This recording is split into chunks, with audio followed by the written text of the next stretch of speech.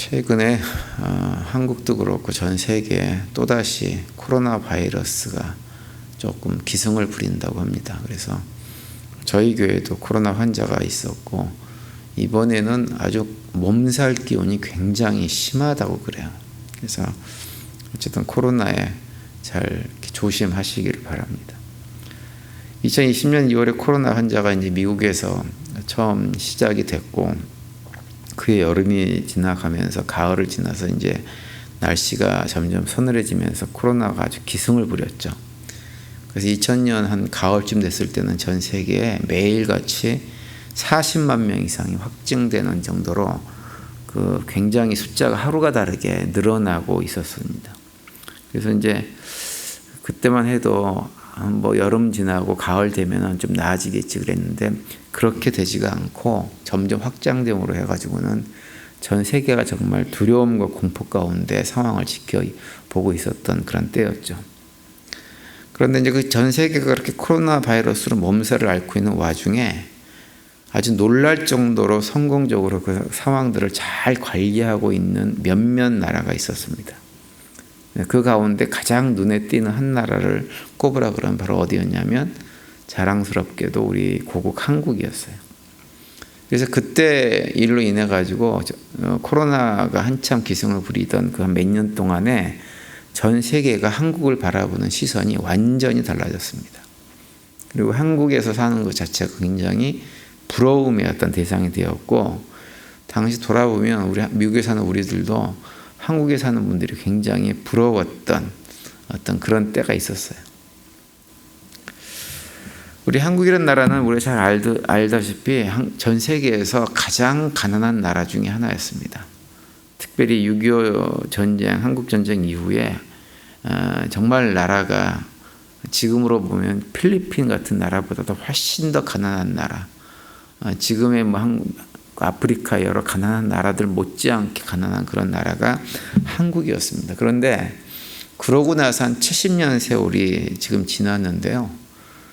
지금의 한국은 그때하고는 완전히 다른 나라가 되어져 있죠. 코로나 바이러스 때는 뭐 전 세계에 부러움을 사는 나라가 되어 있고 지금은 한류 문화라 그래가지고 한국 사람들이 사는 방식을 전 세계인들이 따라하고 싶어 할 정도로 외국 사람들이 한국에 가면 한국을 떠나기를 싫어한다 그러죠. 한국 생활이 너무 편해가지고 그 정도로 한국이 완전히 달라진 나라가 되었습니다. 격세지감이라고 하는 말이 딱 어울리는 나라가 한국이라는 나라가 되어졌어요. 그런데 오늘 본문에도 보시면 그런 아주 짧은 순간에 나라의 운명이 완전히 달라진 두 나라에 대한 얘기가 오늘 본문에 기록이 되어져 있습니다. 하나는 바벨론이라는 나라이고 또 하나는 이스라엘 민족입니다. 바벨론이라는 나라는 한때 영어가 무색할 정도로 결국은 완전한 멸망의 길로 가게 되었다고 하는 것을 오늘 본문이 우리에게 선포를 해주고 있어요. 근데 바벨론이 왜 그렇게 됐느냐? 한마디로 얘기하면 그들의 교만 때문입니다. 그러니까 하나님은 바벨론을 사용해서 이스라엘 민족을 갖다가 징계하셨을 뿐만 아니라 고대 근동에 있는 많은 나라들을 징계하셨습니다. 하나님의 도구로 사용하기 위해서 하나님께서 바벨론에 큰 힘을 불어넣어 주셨어요. 그런데 이 바벨론이라는 나라는 남왕국 유다를 비롯해가지고 여러 나라를 점령하면서 마치 그 모든 일들이 자신들이 가지고 있는 힘을 가지고 행한다고 생각해가지고 기고만장했습니다. 그래서 오늘 본문 11절에 이렇게 얘기했죠. 나의 소유를 노력하는 자에 너희가 즐거워하며 기뻐하고 타작하는 송아지같이 발굴구르며 군마같이 우는도다 이렇게 얘기합니다. 그러니까 하나님이 가진 힘이었어요. 그런데 마치 그것이 노력하는 자가 빼앗은 것처럼 바벨론이 그걸 빼앗아서 자기들이 것인 양 이렇게 행동을 했다고 하는 그 결과는 뭐냐? 너희들은 우는 자가 될 것이라고 하는 거예요. 우리가 이 세상에서 무엇으로 성공을 하든지 항상 염두에 둘 것은 뭐냐면 그 성공은 하나님이 허락하시지 않으면 이룰 수 없다고 하는 것을 늘 고백하며 살아가야 됩니다. 그것이 믿음의 성도들의 삶의 바른 자세이고 태도입니다. 그래서 늘 겸손해야 되고 늘 감사해야 됩니다. 무엇인가 승리했다고 해가지고 패배한 상대방에게 지나친 모멸감을 준다든지 억압을 한다든지 이렇게 해서는 절대로 안 돼요. 만약에 그렇게 하면 하나님께서 그걸 반드시 되갚아 주십니다. 바벨론에게 그렇게 하신 거예요. 아수르라는 나라도 똑같이 그렇게 하셨어요. 그래서 15절에 보면 이렇게 말씀하죠. 그 주위에서 고함을 지르려다 그가 항복하였고 그 요새는 무너졌고 그 성벽은 허물어졌으니 이는 여호와께서 그가 행한 대로 그에게 내리시는 보복이라. 그가 행한 대로 그에게 갚으신도다. 이렇게 말씀하세요. 바벨론과 아수르라는 나라가 하나님께 주신 힘을 가지고 일을 하긴 했지만 그 힘을 가지고 지나칠 정도로 악한 일들을 많이 했기 때문에 하나님께서 그들이 행한 그대로 보복을 하시겠다고 말씀을 하고 있는 거예요. 이것이 하나님의 주신 힘과 능력을 가지고 이 땅을 살아가면서 쓰임받는 자들이 교만의 자리로 떨어졌을 때 주어지는 결과입니다. 그래서 우리가 개인적인 삶을 살아갈 때나 어떤 교회 사역을 할 때나 어떤 형태로든지 무엇인가를 성공했다고 했을 때 하지 말아야 될 것, 무엇보다도 스스로 점검해야 될 것은 무엇이냐면 혹시 내가 교만의 자리에 서 있지 않는가라고 하는 것을 늘 점검을 해야 돼요. 저는 능력이 없어서 라고 생각을 하지 않고 하나님께서 저에게 늘 작고 힘든 교회를 맡겨주신 것을 늘 감사합니다. 왜냐하면 제가 제 안에 있는 저의 교만을 알거든요. 조금 큰 교회, 목회가 크게 세상적으로 성공했다 이런 자리에 앉으면 저는 정말 망하는 자리로 떨어질 가능성이 굉장히 많은 사람입니다. 근데 하나님께서 늘 저를 겸손한 자리로, 힘든 자리로, 어려운 자리로 보내주셨어요.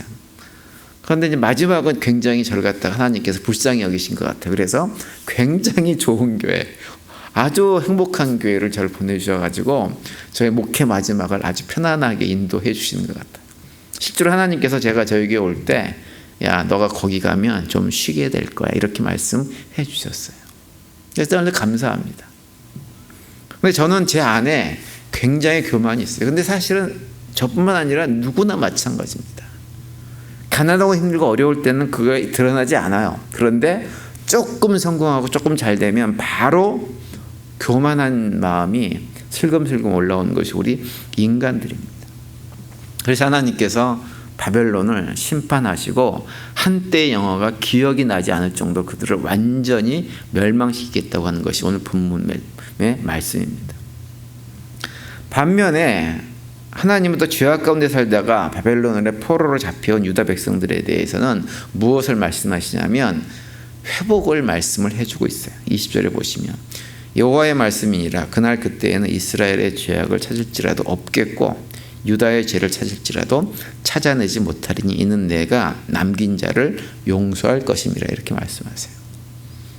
수많은 죄악을 저지르고 악한 일들을 행했음에도 불구하고 하나님께서 그들의 죄악을 찾아도 찾아내지 못할 만큼 완벽하게 깨끗하게 그들을 용서해 주시겠다라고 말씀을 하시면서 그들의 회복을 말씀하고 있는 거예요. 사실은 이 말씀이 선포될 당시는 남왕국 유다가 완전히 멸망한 당시는 아닙니다. 여전히 어떤 소망을 가질 수 있는 상황이었어요. 그런데 하나님께서 그들의 완전한 멸망을 선포하시고 나서 말씀하시는 것은 무엇이냐면 그들을 회복시켜 주시겠다고 말씀을 하고 있는 거예요. 그래서 그 상황을 17절에서 이렇게 묘사하죠. 이스라엘은 흩어진 양이라 사자들이 그를 따르도다.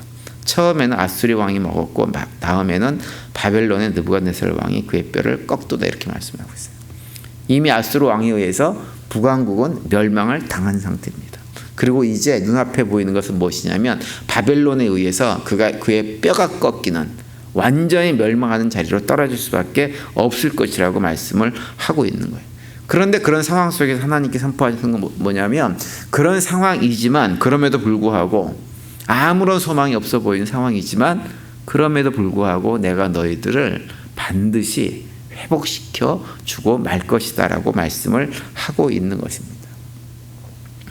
그래서 우리가 믿음의 길을 걸어갈 때 우리의 상황이 성공했느냐 망했느냐 이 상황이 중요한 것이 결코 아니에요. 망해도 하나님 손에 의해서 망하면 거기엔 소망이 있습니다.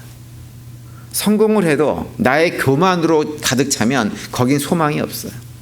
아무리 성공해 보여도. 그런데 망한 자리에서도 그 망함이 하나님의 손에 의해서 망한 것이면 소망이 있어요. 왜냐하면 우리 하나님은 우리가 망하는 것으로 끝나는 것을 원하지 않으시는 분이세요. 악인조차도 그들이 회개하고 돌이켜서 사는 것을 원하시는 분이 우리 하나님이세요. 그래서 우리가 하나님 손에만 붙들려 있으면 망하는 자리에 떨어졌다고 해도 결코 그 자리는 절망의 자리가 될 수가 없는 것입니다. 제가 여러 번 말씀드렸지만 사무엘하 24장에 보면 다윗이 하나님께서 기뻐하지 않은 인구조사를 하다가 하나님께 징계받는 장면이 나오죠. 가시라고 하는 선지자를 통해 가지고 하나님께서 다윗에게 와가지고 3가지 징벌받을 조건을 얘기하십니다. 방법을. 그 3가지를 얘기할 때 다윗이 그 얘기를 듣고 어떤 대답을 하냐면 자신은 하나님 손 안에서 재앙을 받는 쪽을 선택하겠다고 얘기를 해요. 사무엘하 24장 14절에 이렇게 기록하고 있죠. 다윗이 가세에게 이르되 내가 고통 중에 있도다 청하건대 여호와께서는 긍휼이 크시니 우리가 여호와의 손에 빠지고 내가 사람의 손에 빠지지 아니하기를 원하노라 하느니라 이렇게 대답을 해요. 하나님은 긍휼이 많으신 분이기 때문에 설사 우리가 그의 손에 빠져서 징계를 당하고 고통을 당하는 일이 있다 하더라도 그것이 사람의 손에 빠지는 것보다는 훨씬 더 나은 일이라고 하는 거예요. 아무리 절망스러운 상황을 경험한다고 해도 하나님 손 안에 있다는 확신만 있다고 한다면 그 절망은 언제든지 희망으로 바뀔 수가 있다고 하는 거죠. 그 고백을 다윗이 하고 있는 거예요. 그래서 우리가 살아가면서 대단하게 성공하고 희망이 있는 상황 속에 있다고 해도 그의 삶이 하나님과 관계가 없다면 또 하나님의 손으로부터 멀어져 있다고 한다면 그의 삶은 절망인 것입니다. 이스라엘 백성들은 세상적으로 볼 때 당시 상황은 그 어디에서도 희망을 찾을 수가 없는 상황이었어요. 그런데 하나님은 여전히 그들을 하나님의 손에 붙들고 있었습니다. 그렇기 때문에 그들에게는 희망이 있었고 예레미야 선지자를 통해서 하나님께서 전해주시는 희망의 메시지를 들을 수가 있었던 것입니다. 이사야 6장에 보면 하나님께서 이스라엘 백성들이 하나님 말씀을 듣지 않고 계속해서 죄악을 저지르는 그런 상황 속에 있었기 때문에 이사야 선지자가 묻습니다. 하나님 언제까지 이 백성이 이 모양 이 꼴로 삶을 살게 됩니까? 라고 그렇게 물어요. 그러자 하나님께서 이사야 6장 13절에서 이렇게 말씀하죠. 그 중에 10분의 1이 아직 남아있을지라도 이것도 황폐하게 될 것이나 밤나무와 상수리나무가 배임을 당하여도 그 그루터기는 남아있는 것 같이 거룩한 씨가 그 땅에 그루터기니라 하시니라 이렇게 말씀하고 있어요. 심지어는 10분의 1을 배임을 당해가지고 나무 자체가 완전히 사라진 거의 사라져버린 그런 상태여서 아무런 소망이 없게 되어지고 밑에 남아있는 밑둥까지도 다 타서 없어지는 그런 상황 속에서조차도 하나님은 거룩한 씨를 남겨놓아서 그들을 회복시켜 주시겠다고 말씀하는 거예요. 이것이 하나님 안에서 누리는 희망입니다. 희망. 그래서 하나님 손에 붙들려 살아가는 사람들은 아무리 절망스러운 상황이 돼도 무너지지 않고 소망 가운데 다시 일어설 수가 있고 하나님께서 반드시 그들을 일으켜 세워주시는 것입니다. 그 소망 가운데 살아가는 것이 누구냐? 우리들이에요. 오늘 하루 지내시면서 우리 모두가 다 하나님 손 안에 붙들린 존재라는 사실을 기억하시면서 겸손함으로 하나님께 소망을 두고 믿음 안에 승리하시고 또 하나님께 주시는 평강을 누리며 살아가는 그런 복된 하루가 되시기를 간절히 축원을 드립니다.